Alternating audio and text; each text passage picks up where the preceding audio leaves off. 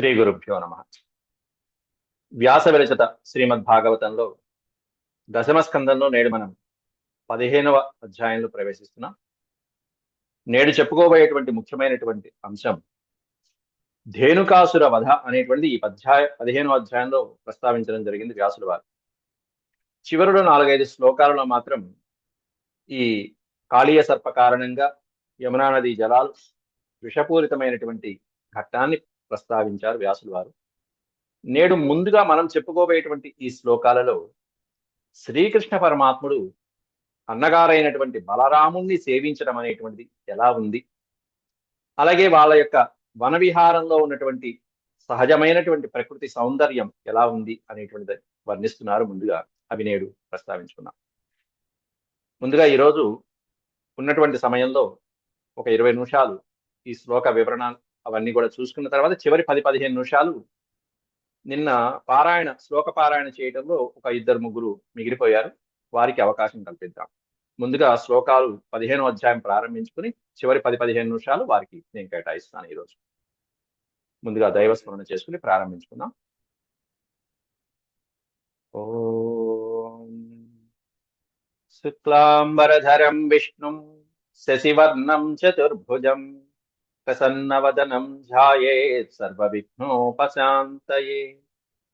వ్యాసం వసిష్ఠనప్తారం శక్తేః పౌత్రమకల్మషం పరాశరాత్మజం వందే సుఖతాతం తపోనిధిం.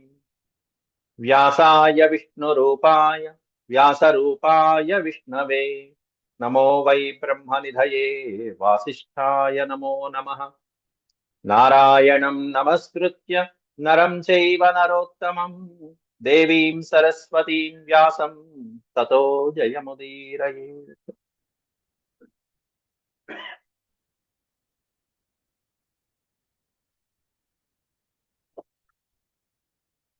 పంచదశోధ్యాయ. శ్రీ సుక ఉవాచ. సుఖయోగీంద్రుల వారు ప్రారంభిస్తున్నారు పరీక్షిత్ మహారాజు. తతశ్చ పౌగండవయశ్రితౌ వ్రజే బభూవతుస్తౌ పశుపాల సమ్మతౌ గాశ్చారయంతౌ సఖిభిః సమం పదైః బృందావనం పుణ్యమతీవ చక్రతుః. బృందావనం పుణ్యం. ఏం పుణ్యం చేసుకుందో ఆ ప్రదేశం బృందావనం, ఆ వనం బృందావనం ఎంత పుణ్యం చేసుకుందో. గత అధ్యాయాల్లోనే ఉన్న ఆ వ్రజవాసులు ఎవరైతే ఉన్నారో గోపాలకులు, వారు ఎంత పుణ్యం చేసుకున్నారో అంటూ దాదాపు 10 శ్లోకాల్లో కీర్తించారు. ఇక్కడ మొదట్లోనే ఆరంభంలోనే బృందావనం ఎంత పుణ్యం చేసుకుందో కదా. తతశ్చ పౌగండవయః శ్రితౌ వ్రజే బభూవతుస్థౌ పశుపాల సమ్మతౌ గాశ్చారయంతౌ సఖిభిః సమం పదైః బృందావనం పుణ్యమతీవ చక్రతుః.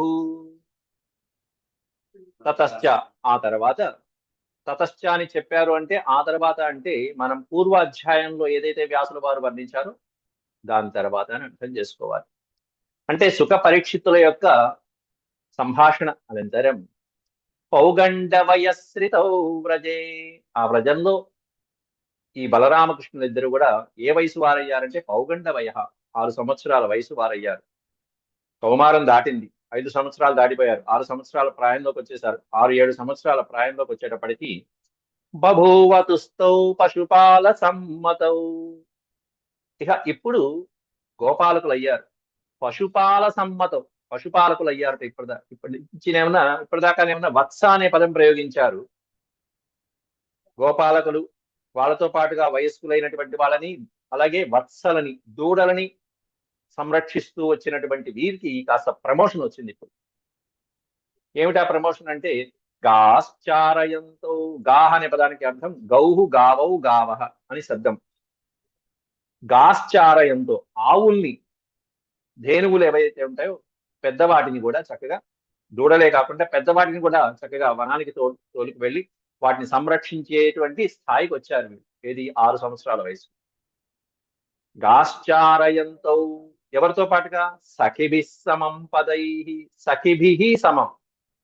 సఖిభిః అంటే తమ స్నేహితులతో పాటుగా, గోపాలకులతో పాటుగా, ముఖ్యంగా అన్నగారైనటువంటి బలరాముడితో పాటుగా ఈ బాలకృష్ణుల వారు పదై, ఆయన యొక్క దివ్యమైనటువంటి పదములతో, పదార విందములతో ఆ ప్రదేశాలని పావనం చేసుకుంటూ బృందావనం పుణ్యమతీవ చక్రతు, ఆ బృందావన పరిసర ప్రాంతాలని కూడా పావనం చేసుకుంటూ ఆయన పాదముద్రల్ని నిక్షేపిస్తూ, అందులో తనతో పాటు తనని అనుసరించేటువంటి ఆదిశేషావతారమూర్తి అయినటువంటి బలరాముణ్ణి కూడా అలా ఆయన వెనకాల తిప్పుతూ, సోదరులతో పాటుగా, సహోదరులతో పాటుగా, ముఖ్యంగా తన సకులతో పాటుగా తిరుగుతూ, అంతకంటే ఆయనలాగా పవిత్రమైనటువంటి గోవుల్ని సంచరింపజేస్తూ ఆ బృందావనము, బృందావన ప్రాంతాలన్నీ కూడా పరమ పావనమయం చేస్తున్నారట. పుణ్యమతీవ, అతీవ పుణ్యం. ఏం పుణ్యం చేసుకుందో ఆ బృందావనం, ఆ ప్రాంతాలన్నీ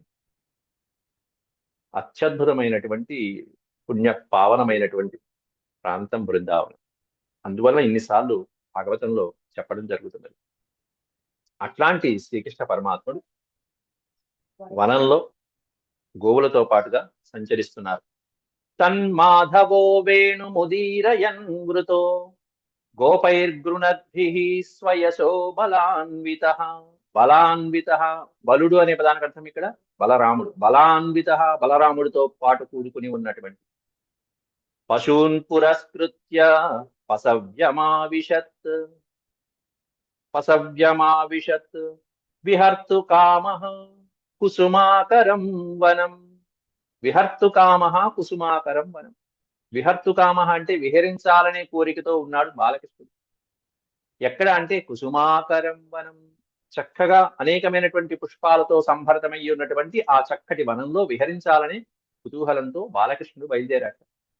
తన్మాధవో వేణుముదీరయన్ వృతో, వేణుం ఉదీరయన్, చక్కటి వేణునాదాన్ని గానం చేస్తూ ఆయనతో పాటు ఆయన పరిసరాలతో ఉన్నటువంటి గోపాలకులతో పాటుగా వృత, గోవులతో కూడుకుని ఉన్నటువంటి, గోపాలులతో కూడుకుని ఉన్నటువంటి, గోపై గృణద్భి స్వయశో బలాన్విత.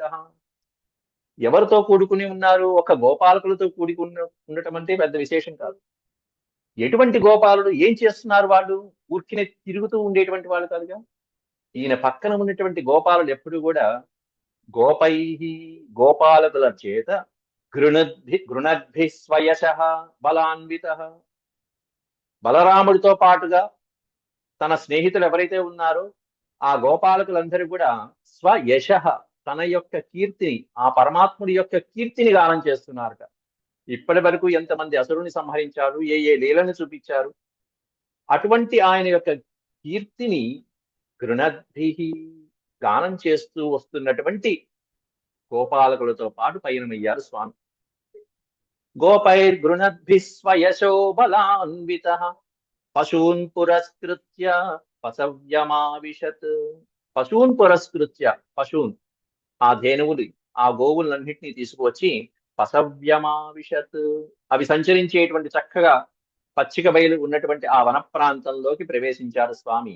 అక్కడ ఆ ప్రాంతాన్ని చూసి పరవశించిపోయి విహర్తు కామః కుసుమాకరం వనం, చక్కటి ఫలపుష్పాదులతో నిండినటువంటి కుసుమాకరం వనం, ఎక్కి చూసినా చక్కగా నవపారిజాతాల్లాగా ఉన్నటువంటి ఆ వనాన్ని చూసి విహర్తు కామః, ఆయన మనసు ఒక్కసారిగా అక్కడ ఆ వనంలో విహరించాలని ఉవ్వుళ్ళూరింది. ఆయనకు ఆ కోరిక కలిగింది మనసులో. అంతేకాకుండా ఎంత మనోహరంగా ఉంది ఆ వనాన్ని వర్ణిస్తున్నారు ఇక్కడ. తన్మంజు ఘోషాలి మృగద్విజాకులం మహన్మనః ప్రఖ్యపయ సరస్వత వాతేన జుష్టం శతపత్ర గంధినా నిరీక్ష్యరంతుం భగవాన్ మనోదధే. భగవాన్ శ్రీకృష్ణ పరమాత్ముడు మనోదధే, మనసులో సంకల్పించుకున్నట్ట, మనసులో ధరించాట. ఏమని ధరించాడు? నిరీక్ష్య రంతుం. రంతుం అనే పదానికి అర్థం క్రీడించుట, రమించుట, క్రీడించుట. రమ్ ధాతు. ఆ భగవంతుడు శ్రీకృష్ణ పరమాత్ముడు ఈ సుందరమైనటువంటి వనంలో రమించాలి, క్రీడించాలని సంకల్పించాడు. మనోదధే. ఎట్లా ఉంది ఆ వనం? తన్మంజు ఘోషాలి మృగద్విజాకులం.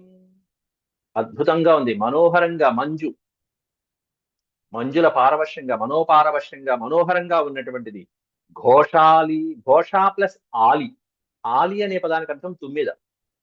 తుమ్మిదల యొక్క జుంకారనాదాలతో చక్కగా గండు తుమ్మిదలు అలా జుంకారనాదం చేస్తూ ఉంటే ఏదో స్వాగతం పలికినట్టుగా ఉంది. రండి రండి స్వాగతం పలికినట్టుగా ఆ వనంలోకి ఉన్నాయి ఆ ఘోష.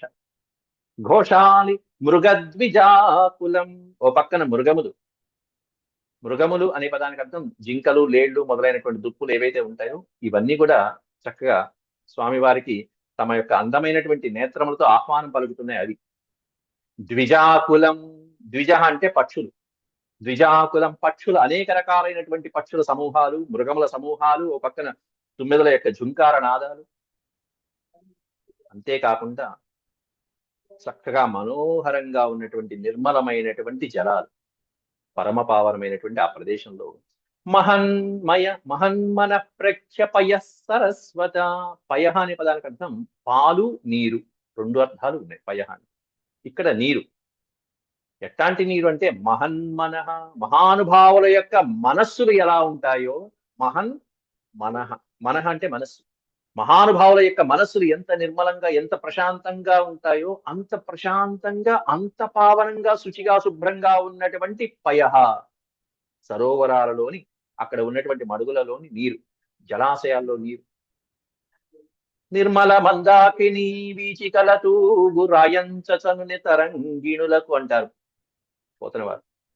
నిర్మలమైనటువంటి మందాకిని జలాలు ఎట్లా ఉంటాయో అట్లా ఉన్నాయి. స్వామివారు అడుగు పెడితే ఇంకా అలా ఉండక ఎట్లా ఉంటాయి.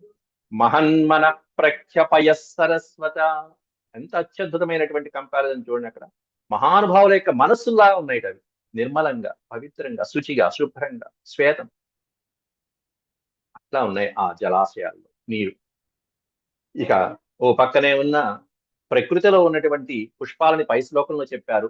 ఆ వృక్షాలకు ఉన్నటువంటి ఫలాలు, పుష్పాలు చెప్పారు.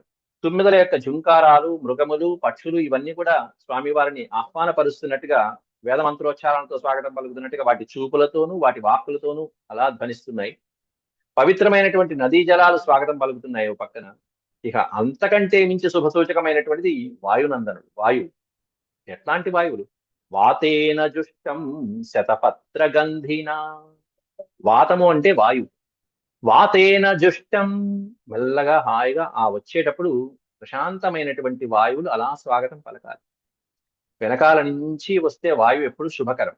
మీరు ఏదైనా పని చేస్తున్నప్పుడు ఎదురుకుండా వాయువు వస్తే కనుక అది అశుభ సూచకం. ఇది శకునములు ఏవైతే ఉంటాయో ఆ శకున శాస్త్రం ప్రకారం, శకున శాస్త్రం మీద రామాయణంలో ఉన్న శకునాల గురించి ఒక 40-50 పేజీల పుస్తకం రాశాం. అది ప్రింట్ అవ్వబోతున్నది కేవలం శకునాల మీద రామాయణం.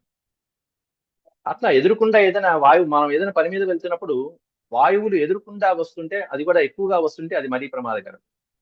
అలాగే మనం వెళ్తున్నటువంటి దిక్కులోనే వెనకాల నుంచి ఏదైనా వాయువులు వస్తుంటే అది శుభ సూచకం. అందులో ఇక్కడ ఎట్లాంటి వాయువులు? శతపత్ర గంధిన.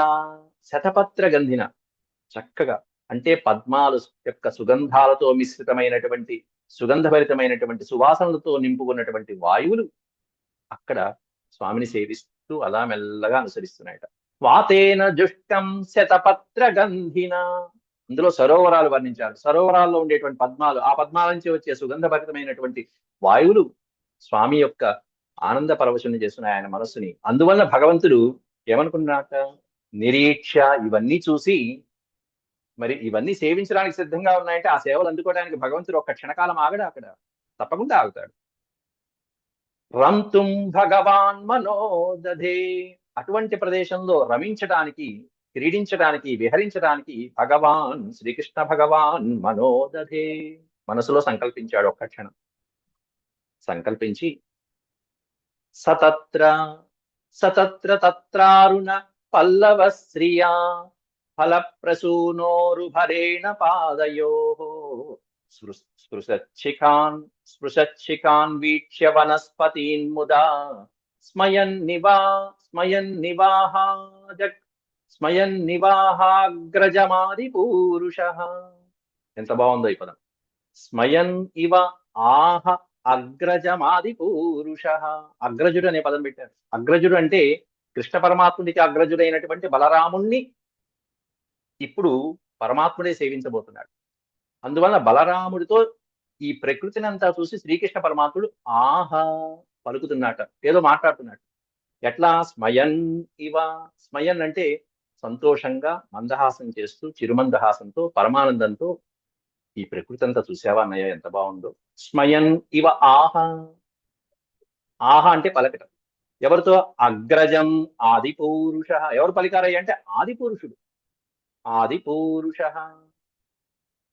జగత్తుకంతా సృష్టికంతటికి మూలకారకుడైనటువంటి వాడు, ఆదిపురుషుడైనటువంటి వాడు, ఆద్యుడైనటువంటి వాడు ఆయన అగ్రజుడితో పలికాడు. ఆ ఇక్కడ అజహ, అలాగే ఆజ్య, ఆద్య మొట్టమొదటి వాడు అగ్రజుడితో పలికినటువంటి మాట. ఏమనంటే ఇంకా ఏమని పలికారు అనేది తర్వాత శ్లోకంలో ఇచ్చారు. ఇక్కడ పైన ఉన్నటువంటి 3 పదాలు ఒకసారి వివరం చూద్దాం.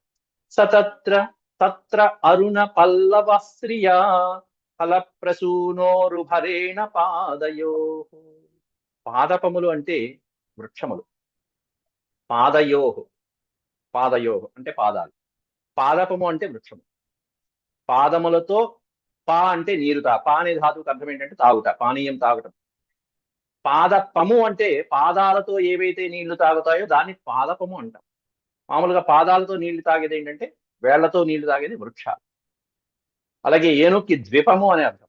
2 రకాలుగా నీళ్లు తాగుతూ ఉంటుంది, దానికి ద్వీప అంటారు. ఇది పాదప్పం. ఫలప్రసూనోరు భరేణ పాదయో. ఇక్కడ ఎట్లాంటి సన్నివేశం వర్ణిస్తున్నారంటే ఫలపుష్పాదులతో వంగిపోయి ఉన్నటువంటి శాఖలు కలిగిన వృక్షాలని వర్ణిస్తున్నారు ఈ శ్లోకంలో వ్యాసుల వారు. ఈ వృక్షాలు, ఈ వన ప్రాంతంలో వృక్షాలన్నీ కూడా ఫలభారంతో, పుష్పాల యొక్క పూల గుత్తుల యొక్క భారంతో ఆ వృక్షాలన్నీ కూడా కొమ్మలు వంగిపోయి ఎంతవరకు ఉన్నాయిట? ఆ వేళ్ళని తాకేంత వరకు, పాదాలని తాకేంత వరకు ఉన్నాయిట, కిందకి వంగిపోయి. ఫలభరేణ, ఫల ప్రసూనోరు భరేణ, ఫల భారాన్ని మోస్తున్నట్టుగా, ఫల ప్రసూన భారంతో, ప్రసూన భారం, ప్రసవ భారం అన్నట్టుగా, ఫల ప్రసూన భరే ఓరు భరేణ, వాటిని వహించేటువంటి భారంతో అనేకమైనటువంటి పండ్లు, పుష్పాల యొక్క గుత్తులు, అరుణ పల్లవశ్రియ చక్కటి చిగుళ్లతో ఉండినటువంటి కొమ్మలు, వాటికి పుష్పాలు, ఆ పుష్పాలకి తర్వాత పక్కనే ఇంకొక చెట్లకి ఏమైనా ఫలాలు, అవి అలా వంగిపోయి పాదయో, పాదాలని స్పృశిస్తున్నట్టుగా. స్పృశికాన్, 3వ పాదంలో అదే ఇచ్చారు. స్పృశికాన్ వీక్ష్య, అలా వంగిపోయి పాదాలు తాకుతూ ఉండటం చూసి వనస్పతి ముదా, అటువంటి వృక్షాలని చూసి, వనస్పతులు వానస్పతులు 2 రకాలు ఉంటాయి. వనస్పతి, వానస్పతులు. పుష్పాల నుంచి ఫలాలు వస్తే ఒక రకం, అలా కాకుండా ఫలం వచ్చి తర్వాత పుష్పం వస్తే మరొక రకం. ఆ వనస్పతికి వానస్పతికి ఉన్నటువంటి వ్యత్యాసాలు. అట్లా వనస్పతి ముదా, అట్లాంటి వనస్పతుల్ని చూసి సంతోషంతో స్మయన్నివ ఆహ, సంతోషంతో ఆనందంగా చిరునవ్వు నవ్వుతూ బాలకృష్ణుడు అగ్రజుడైనటువంటి బలరాముడితో ఆది పురుషుడు అంటున్నాడు. ఏమంటున్నాడు? శ్రీ భగవానువాచ, శ్రీకృష్ణ పరమాత్ముడు అంటున్నాడు.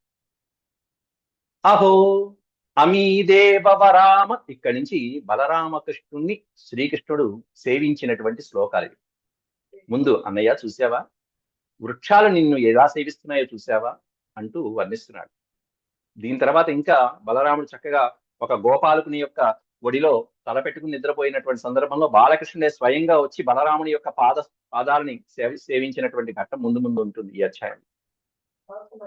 అంతకంటే ముందుగా వనరాజాలు నిన్ను సేవిస్తున్నానయ్యా అంటూ, అహో అమీదేవరామరార్చితం పాదాంబుజం తే సుమన ఫలార్హణం నమంచుపాదాయ శిఖాభిరాత్మనః తమోపహత్యై తరుజన్మయత్కృతం. అత్యద్భుతమైనటువంటి శ్లోకాలు రాబోయే 2 శ్లోకాలు. అన్నయ్య బలరామ, ఎట్లాంటి పాదాలు నీవి! దేవవరామరార్చితం, దేవవరుడైనటువంటి వాడు అంటే దేవతలకే రాజైనటువంటి వాడు. వర అనే పదానికి అర్థం శ్రేష్టమైన, దేవతలకే శ్రేష్టమైనటువంటి వాడు ఇంద్రుడు, దేవవరుడు. అమరార్చితం, ఇంద్రుడు మొదలైనటువంటి అమరులు దేవతలు, ఇంద్రాది దేవతల చేత అర్చితం, పూజించబడేటువంటి నీ పాదాంబుజం ఏదైతే ఉంటుందో, తే పాదాంబుజం అంటూ శ్రీకృష్ణుడు అన్నయ్య యొక్క బలరాముడి పాదపద్మాలని ఎంత చక్కగా వర్ణిస్తున్నాడు. అహో అంటే ఆశ్చర్యాడు. ఆహా, చూసావా అన్నయ్య, అమీ, ఈ వృక్షాలున్నాయే, అంతేకాకుండా నీ పాదాలు ఉన్నాయి. ఎట్లాంటి పాదాలు అవి? మామూలు పాదాలు. దేవవరామరార్చితం, ఇంద్రాది దేవతల చేత కూడా నిత్యము అర్చించబడేటువంటి నీ పాద పద్మాలు. పాద అంబుజం తే, పాద పద్మాలు, నీ యొక్క పాద పద్మాలు. సుమన ఫలార్హణం నమంచు పాదాయ శిఖాభిరాత్మన, అటువంటి నీ పాద పద్మాలని, అరవిందం లాంటి నీ పాద పద్మాలని సేవించడం కోసం అని చెప్పేసి ఈ చెట్లు ఆ ఫలాలతోనూ అటువంటి పుష్పాలతో కూడినటువంటి కొమ్మలతో, కొమ్మలు కూడా కాదు అవి, అవి చేతులు, వృక్షాల యొక్క చేతులే కొమ్మలు, అటువంటి చేతులతో అలా వాటిని తెచ్చి నీ పాదాలను సేవిస్తున్నాయి, చూసావా అట్లా ఉన్నాయి అన్నయ్య అవి అంటూ అన్నయ్యకి అలా సేవ, ఇటువంటి చక్కటి వర్ణనతో సేవిస్తున్నాడు పరమాత్ముడు. సుమన ఫలార్హణం, సుమనః, చక్కటి మనసు కలిగినటువంటి ఈ వృక్షరాజములన్నీ కూడా ఫలార్హణం, ఫలాలను అర్పిస్తున్నాయి. ఎట్లా? శాఖలు అనేటువంటి వాటి చేతులతో అర్పిస్తున్నాయట. చేతులతో అర్పించాలి. మరి వృక్షాలకు ఏమిటయ్యో చేతులు అంటే వాటి శాఖలే, వాటి కొమ్మలే. నమంచుపాదాయ శిఖాభిరాత్మన, శిఖలు అంటే కొమ్మలు. దేనికోసం అర్పిస్తున్నాయంటే నమంతి, నీ పాదాలకి నమస్కరిస్తున్నాయి అన్నయ్య. ఆ పుష్పాలు తెచ్చి నీ పాదాల దగ్గర పెడుతున్నాయి, ఆ ఫలాలు తెచ్చి నీ పాదాల దగ్గర పెడుతున్నాయి. దేనికి? ఎవరైనా నమస్కారం చేశారంటే ఏదైనా ఫలం ఉండాలా లేదా? లోపల ఏదో కోరికుంటేనే కదా మనం దండం పెడతాం దేవుడికి, భగవంతుడికి. స్వార్థపూరితమే, అంతా స్వార్థమే, అంతా స్వార్థమే ఉంది. మరి ఇక్కడ ఈ వృక్షాల యొక్క స్వార్థం ఏంటి? ఎందుకు నమస్కారం చేస్తున్నాయి ఈ బలరాముడికి, బలదేవుడికి అనేది వర్ణిస్తున్నారు. 4వ పాదంలో పెట్టారు. తమోపహత్యై తరుజన్మ యత్కృతం, తరుజన్మ అని ఇచ్చారు, వృక్షాల యొక్క జన్మ. ఈ జన్మలో మేము వృక్షాలుగా పడి ఉన్నాం కాబట్టి ఏ పాపం చేశామో, యత్కృతం, ఏ పాపం చేశామో, తమహ అన్నారు అక్కడ. తమహ అంటే అంధకారం, పాపాలు. మేము చేసినటువంటి ఏ పాపాలకో ఇదిగో ఈ జన్మ ఎత్తాం స్వామి, తరుజన్మ, వృక్షాలుగా పడి ఉన్నాము. కాబట్టి ఇక ఈ జన్మతో సరిపెట్టేసి వచ్చే జన్మైనా ఉన్నతమైనటువంటి జన్మని ప్రసాదించు స్వామి అని నిన్ను వేడుకుంటున్నాయి అన్నయ్య ఈ వృక్షాలంటూ. తమోపహత్యై, వాటి యొక్క పాపాలని పారద్రోలుకోవటానికి, వాటి యొక్క అంధకారమైనటువంటి ఆ జీవిత కర్మలన్నీ కూడా తుడిచివేయటానికి పవిత్రమైన నీ పాదాలను ఆశ్రయించి పూజిస్తున్నాయి అన్నయ్య అంటూ శ్రీకృష్ణుడు బలరాముడితో అన్నటువంటి అత్యద్భుతమైనటువంటి శ్లోకం ఇది. తమోపహత్యై తరుజన్మ యత్కృతం. ఈ తరుజన్మ ఎలా వస్తుంది? ఎలా వస్తుంది? చెట్లుగా ఎవరు పడి ఉంటారు? దీనికి ఉదాహరణ కావాలంటే నలకూపరమైన గిరివులను అడగాలి. ఎవరు చెట్లుగా పడి ఉంటారు? ధనమదంతో, యవ్వన మదంతో, అహంకారంతో ఋషులని, మహర్షులని, బ్రాహ్మణులని ఈ విధంగా అల్లరి పట్టించినటువంటి వాళ్ళు ఎవరైతే ఉంటారో వాళ్ళందరూ వృక్షాలుగా పడి ఉంటారు. తరుజన్మయత్కృతం, ఏ పాపం చేసుకున్నామో మేము ఇట్లా పడి ఉన్నాం. నువ్వు వచ్చావు, రాక రాక మా వనానికి వచ్చావు, ఇదిగో ఇవి తీసుకుని మాకు ఉద్ధరించి, మమ్మల్ని ఈ జన్మలో ఉద్ధరించి తరింపచేయి అంటూ ఇవన్నీ వేడుకుంటున్నాయి. తరుజన్మయత్కృతం అంటూ. అయితే ఎలా? ఇక్కడ ఆ చెట్లు చెప్పలేవు, ఎలా చెప్తాయి మరి? పశుపక్షాదుల ద్వారా చెప్పడం. ఇక్కడ చెట్లు చెప్పవు కాబట్టి చెట్ల పైన ఉన్నటువంటి చక్కటి కోకిల రవాలతోను, వాటి యొక్క గానాలతోను ఇవి ధ్వనించేట్టుగా చెప్తున్నాయి అన్నయ్య అంటూ తర్వాత శ్లోకంలో, 6వ శ్లోకంలో వర్ణిస్తారు. ఎందుకంటే చెట్లు, రాళ్ళు, రప్పలు ఇవి మాట్లాడు, మనం అర్థం చేసుకోవాలి. చాలా వరకు రాళ్ళు, రప్పలు మొదలైనటువంటి వాటికి భాష ఉండదు, చెట్లకు కూడా భాష ఉండదు. కానీ చెట్ల గురించి మనం అంతకు ముందు చెప్పుకున్నాం. వాటికి పంచేంద్రియాలు పనిచేస్తాయి, 5 ఇంద్రియాలు మనకి పనిచేసినట్టు చేస్తాయి. వాటి వివరాలు ఏమిటి, అలాగే చెట్ల సంభాషణ కుదురుతుందా లేదా అనేటువంటి వివరాలన్నీ మళ్ళీ రేపటి ప్రసంగంలో మనం దీన్ని 6వ శ్లోకం నుంచి ప్రస్తావించుకుందాం. ఈరోజు ఇక నిన్న 14వ అధ్యాయం పారాయణ ఎవరైతే ఆపివేశారో ఇంకొక 2-3 ఉన్నారు, వాళ్ళకి అవకాశం కల్పిద్దాము. 6వ శ్లోకం నుంచి రేపు పారాయణ, రేపు ఈ అభ్యాసం పునఃప్రస్తావన చేసుకున్నాం. అంతవరకు సెలవు. ఓం శాంతి శాంతి శాంతి. ఇక ఒక్కసారి నేను అన్మ్యూట్ చేస్తాను.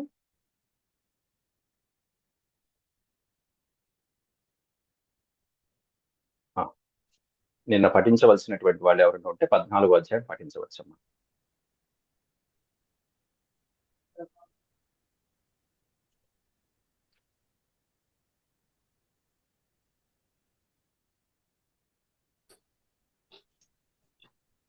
నేను నిన్న పాల్గొనలేదు గురుగారు, చదవచ్చా? చదవండి, తప్పకుండా అండి. Thank you. ब्रह्मोवाच नौमीढ्यते भ्रवपुषे तटिदम्बराय गुञ्जावतं सपरिपिच्छ सन्मुखाय वस्य वन्यस्रजे कबलने कबलवेत्र विषाणवेणु लक्ष्मश्रिये मृदुपदे पशुपाङ्गजाय अस्यापि देववपुषो मदनुग्रहस्य स्वेच्छामयस्य न तु भूतमयस्य कोऽपि नेशे महित्ववसितुं मनसान्तरेण साक्षात् तवैव किमुतात्मसुखानुभूतेः ज्ञाने प्रयासमुदपास्य समन्त एव जीवन्ति सन्मुखरितां भवदीयवार्तां स्थाने स्थितां श्रुतिगतां तनुवाङ्मनोभिः ये प्रायशो जितजितोऽप्यसि त्रैस्त्रिलोक्यां श्रेयश्रुतिं भक्तिमुदस्य ते विभो क्लिश्यन्ति ये केवलबोधलब्धये तेषामसौ क्लेशल एव शिष्यते नान्यद्यथा स्थूलतुषावघातिनां पुरेह भूमन् बहवोऽपि योगिनः त्वदर्पितेह निजकर्मलब्धया विबुध्य भक्त्यैव कथोपनीतया प्रपेदिरेञ्जोच्युतते गतिं परां तथापि भूमान् महिमा गुणस्य ते विबुद्धमर्हत्य मलान्तरात्मभिः अविक्रियात् स्वानुभवादरूपतो ह्यनन्यबोध्यात्मतया स चान्यथा ఈ ఒక్క పాదం మరొకసారి చదవండి. రెండో పాదం మరొకసారి చదవండి. ఒక్కసారి చూడండి. విబోద్ధుమర్హత్యమలాంతరాత్మభిః విబోద్ధుమర్హత్యమలాంతరాత్మభిః విబోద్ధుమర్హత్యమలాంతరాత్మభిః సంతోషం. విబోద్ధుమర్హత్యమలాంతరాత్మభిః అవిక్రియాత్ స్వానుభవాదరూపతో భవాదరూపతో హ్యనన్యబోధ్యాత్మతయా న చాన్యథా గుణాత్మనస్తేపి గుణాన్ విమాతుం హితావతీర్ణస్య ఈశిరేస్య కాలేన యైర్వా విమితాస్సు కల్పైః భూపాంసవః మిహికాద్యుభాసః తత్తేనుకంపాం సుసమీక్షమాణో భుంజాన ఏవాత్మకృతం విపాకం హృద్వాగ్వపుర్భిర్విదధన్నమస్తే జీవేతయో ముక్తిపదే సదాయ భాక్ హృద్వాగ్వపుర్భిర్విదధన్నమస్తే జీవేతయో. దీంట్లో వర్ణించింది ఏంటంటే హృదయము, వాక్కు, వపు ఈ మూడింటిని కలిపితే హృద్వాగ్వపుర్భిః విడతీస్తే హృద్వాగ్వపుర్భిః విదధన్నమస్తే జీవేతయో విదధన్నమస్తే హృద్వాగ్వపుర్భిర్విదధన్నమస్తే జీవేతయో ముక్తిపదే సదాయ భాక్ పశ్యేష మే నార్యమనంత ఆద్యే పరాత్మని త్వయ్యపి మాయిమాయిని మాయాం వితత్యేక్షితు ఆత్మవైభవం హ్యహం కియానైశ్చమివార్చిరాగ్నౌ అతః క్షమస్వాచ్యుత మే రజో భువోః హ్యజానతః స్మృత్వృథగీషమానినః అజావలేపాంధతమోంధచక్షుషः ఏషోనుకంపో మయి నాథవానితి. పాహం తర్వాత రత్నం గారు చదువుతారండి. జయ గురుదత్త. పాహం తమో మహతహం చఖరాగ్నివార్హు సంవేష్టితాండకట సప్తవితస్తికాయః ప్రియదృద్విధా విగణితాండ ताण्डपरानुचर्या माताध्वरोम विवरस्य च ते महित्वम् उत्क्षेपणं गर्भगतस्य पादयोः किं कल्पते मातुरधोक्षजागसे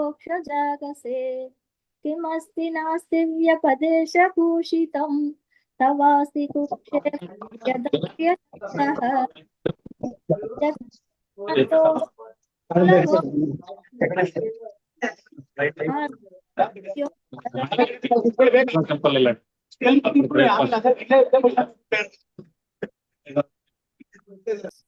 निर्गतो स्मृतिवाङ्न वै मृषा किन्त्वीश्वर न निर्गतोऽस्मि नारायणं न सर्वदेहिनाम् आत्मा सधीशा किल लोकसाक्षी नारायणो न पूजलाय तच्चापि सत्यं न तवैव माया तच्चेज्जलस्थं तव सज्जगद्वपुः किं मे न दृष्टुं भगवंस्तदैव किं वा सुदृष्टं हृदि मे तदैव किं नो सपद्येव पुनर्व्यदर्शि अत्रैव मायाधमनावतारे यस्य प्रपञ्चस्य बहिस्फुटस्य कृत्स्नस्य चान्तर्जठरे जनन्या माया त्वमेव प्रकटीकृतं ते यस्य कुक्षाविदं सर्वं सात्मं भाति यथा तथा तत्त्वय्यपीह तत्सर्वं किमिदं मायया विना अद्वैव त्वद्रुतेस्य किं मम मनसे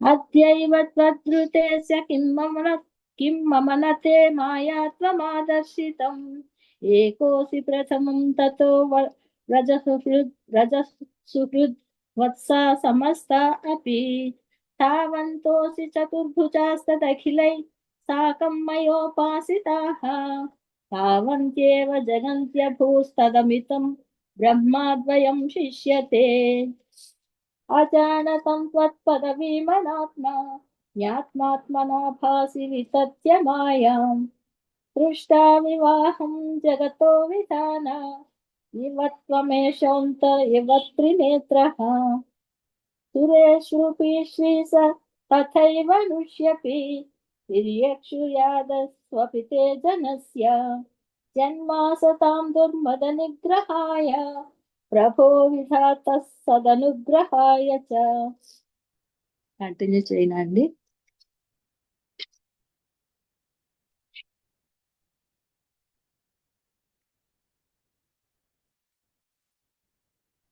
చాలా సంతోషం.